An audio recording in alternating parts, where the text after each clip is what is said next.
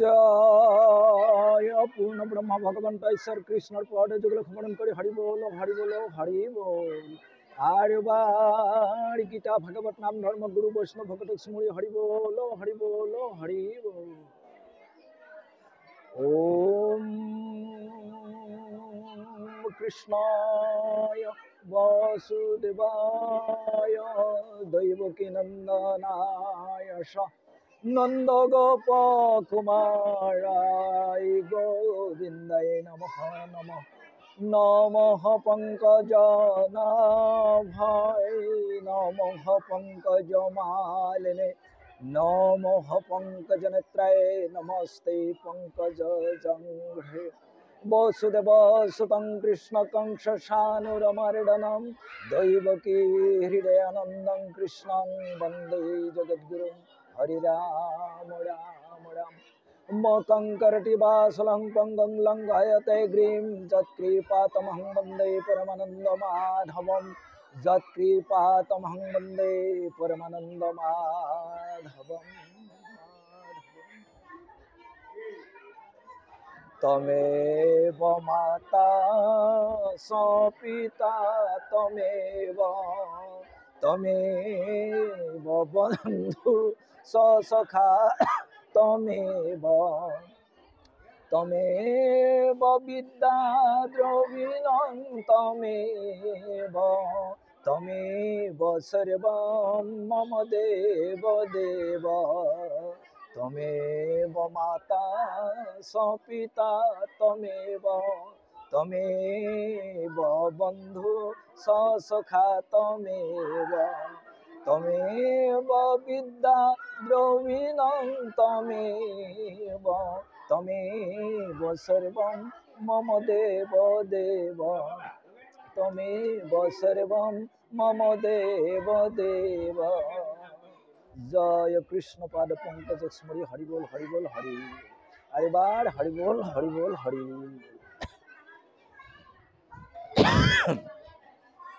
ছাত্ৰ ছাত্ৰী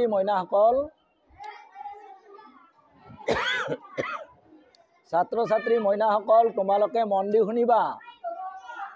তোমালোকৰ আজি এই শংকৰদেৱ শিশু নিকেতনৰ আজি 20 সংখ্যক আদৰণী বিদ্যা আৰম্ভৰ অনুষ্ঠান।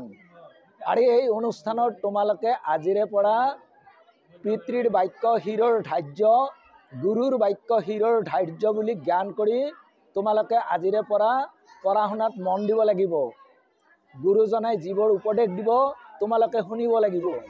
আৰু সেইমতে তোমালোকে গৃহত গৈ ঘৰত গৈ মা দেউতাৰ জৰিয়তে তোমালোকে পাঠদানখিনি ভালকৈ কৰিব লাগিব। তাৰ কাৰণে ভগৱন্তৰ শ্ৰীচৰণত সকলে প্ৰাৰ্থনা জনাই আজিৰে পৰা শুভাৰম্ভ কৰিছে, যাতে বিদ্যাখিনি প্ৰাপ্তি হয়। ইয়াৰ কাৰণে তোমালোকৰ গুৰুসকলে, পিতৃ মাতৃসকলে, অভিভাৱক আটাই মিলি ভগৱন্তৰ শ্ৰীচৰণত কামনা প্ৰাৰ্থনা কৰিছে।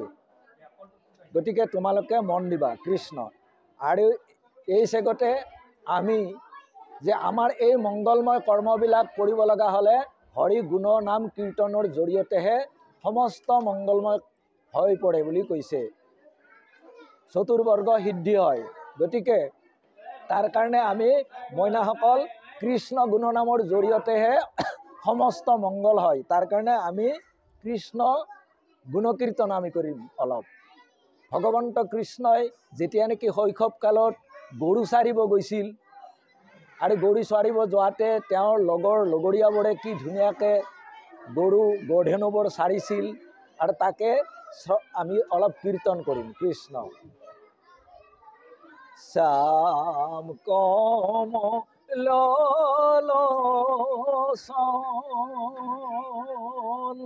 ও গোপ শিশু সঙ্গে চলে বৃন্দাবন। শ্যাম কমলোচন,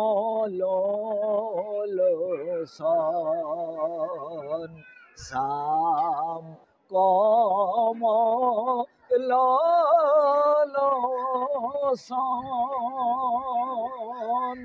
গোপ শিশু সঙ্গে চলে বৃন্দাবন। শ্যাম কমল লোষ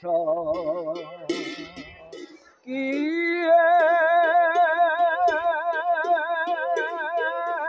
পুরভিশলয় আগ ধায়া ধায়া লয়ে লাগ কনক পাঞ্চনী পুরী হাতে শ্রবণে কুণ্ডল দলে কথিত কুণ্ডল ললে ময়ূরপুষ্প জলমল মাথে শ্যাম কমল লোচন গোপহিষু ভঙ্গে চলে বৃন্দাবন শ্যাম কমল লোচন ইয়ে হালয় সুন্দর কতি বিললিত পিত ধুতি চরণে মন্দির মণিজুরে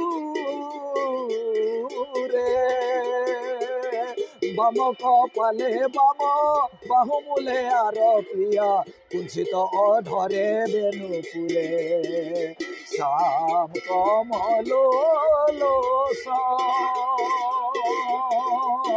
গোপহিষু ভঙ্গে চলে বৃন্দাবন শ্যাম কমল লোচন ইয়ে নয়ন পঙ্কজ পাখি মুখে মনোহর হাখি ধ্রুব যুগ মদন ধেনু রতন ভূষণ বয় চারু অঙ্গে উজ্জরিত নবঘন জিনি জলে তনু শ্যাম কমল লোচন গোপহিষু সঙ্গে চলে বৃন্দাবন শ্যাম কমল লোচন ইয়ে বৃন্দাবনে ধেনু মেলি শিশু সঙ্গে করে কেলে যোগীধর চরণ ধিয়া পরম মূর্খমতি অহয় মাধৱ গতি নন্দৰ নন্দন দুহ পায় কম কমল লোচন গোপহিষু সঙ্গে চলে বৃন্দাবন শ্যাম কমল লোচন ইয়ে বৃন্দাবনে ধেনু মেলি শিশু সঙ্গে করে কেলে যোগীদার চরণ ধিয়া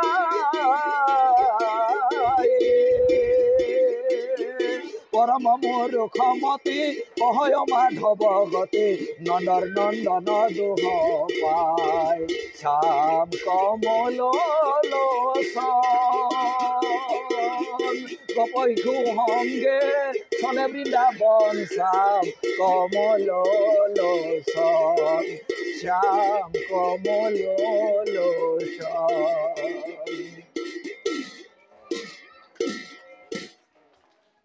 ছাত্ৰ ছাত্ৰীসকল, অভিভাৱক আই মাতৃসকল, আজি এই বিদ্যা আৰম্ভ অনুষ্ঠানৰ তাৎপৰ্য এইখিনিয়ে যে ভগৱন্ত ঈশ্বৰ কৃষ্ণই মানৱীয় ৰূপ লৈ যশোদাৰ গৃহত গোকুলত ধেনু চৰাৰ কথাখিনি তাৎপৰ্য ভাৱত আমাক বুজাইছে। আমাৰ জ্ঞানবোৰ আখুৰিক আৰু দৈবিক আৰু আনপিনে তমগুণ, ৰাজসিক গুণ আৰু সাত্বিক গুণ, এই গুণৰ জৰিয়তে আমাৰ জ্ঞান গৰিমাবিলাক তেওঁৱে পৰিচালনা কৰায়।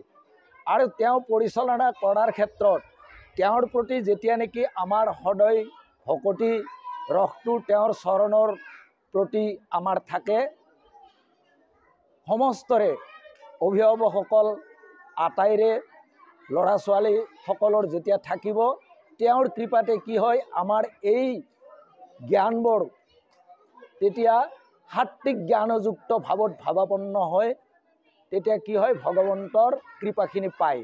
তাৰ কাৰণে আমি যিকোনো কৰ্ম কৰিব লগা হ'লে ভগৱন্তৰ গুণজপ কীৰ্তনৰ জৰিয়তে আমি ভগৱন্তৰ কৃপাখিনি পাব পৰা একমাত্ৰ স্থান হ'লে হৰিনামৰ কীৰ্তনৰ স্থান। আৰু হৰিনামৰ কীৰ্তনৰ জৰিয়তে যিকোনো কৰ্ম আমি কৰিলে তেতিয়া হৰি সুপ্ৰসন্ন হয় তেতিয়া আমাৰ মংগল হয়। ব্যক্তিৰ মংগল হ'লে তেতিয়া কি হয়, সমস্তৰে মংগল হয়, দেশৰ মংগল হয়। এইখিনিকে কামনা কৰিছোঁ। ভগৱন্তৰ কৃপাখিনি আমি বিচাৰিছোঁ যাতে ছাত্ৰ ছাত্ৰীসকলৰ ভগৱন্তৰ কৃপাখিনি পাই অভিভাৱক আই মাতৃসকল সকলোৰে যাতে ভগৱন্তৰ ভকতি ৰসৰ জৰিয়তে কৰ্মত ব্যতিব্যস্ত হৈ থাকে, এইখিনিকে কামনা কৰি আজিৰ অনুষ্ঠান আমি ইমানতে বিৰাম কৰিছোঁ। কৃষ্ণ মাধৱ, কৃষ্ণ মাধৱ।